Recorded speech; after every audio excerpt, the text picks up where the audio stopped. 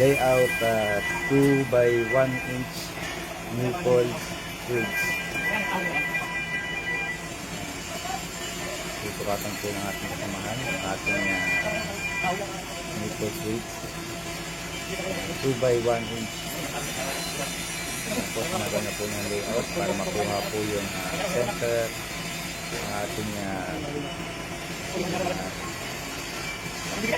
pick up na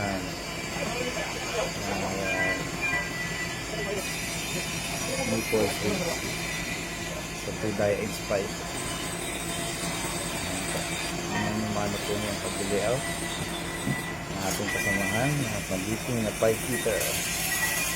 Ayan po, sinukatan natin yun niya. Nilevel na niya. Kinuha yung